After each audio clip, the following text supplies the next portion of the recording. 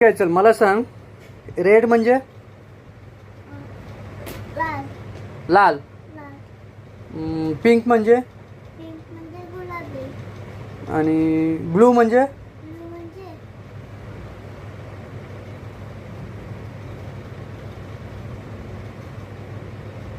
Blue म्हणजे काय? तू कोणते कपडे घातलेस? Blue colour. ब्लू कलर ना. मग तुला मराठीमध्ये माहिती नाही ब्लूला काय म्हणतात ते? का नाही माहिती?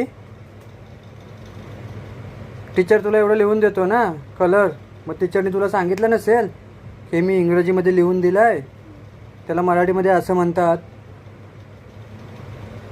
तू मराठी आहेस की इंग्रजी आहेस? मराठी. मराठी आहेस ना. मग तुला सर्वात जास्त पहिलं मराठीमध्ये माहिती पाहिजे ना. जर तुला इंग्रजी शिकायची असेल तर तुला पहिला मराठी सर्व माहिती पाहिजे. मी तुला रोज सांगतो ना मराठीमध्ये याला काय म्हणतात, त्याला काय नाही म्हणतात. मग तुझे टीचर तुला सांगत नाहीत का? नाही सांगत?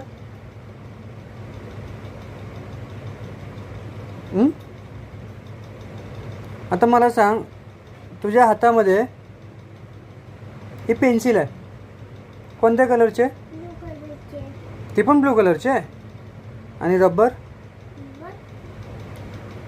ते ब्लॅक तो कलरची. तो ब्लॅक कलरचा आहे. हा. मग ब्लॅकला मराठीत काय म्हणतात? माहिती नाही. माहिती नाही. मग तुला इंग्रजी शिकायचं महत्त्वाचं आहे पहिलं की मराठी शिकायचं? इंग्रजी. इंग्रजी. म्हणून मी तुला इंग्लिश मिडियमला नाही टाकला,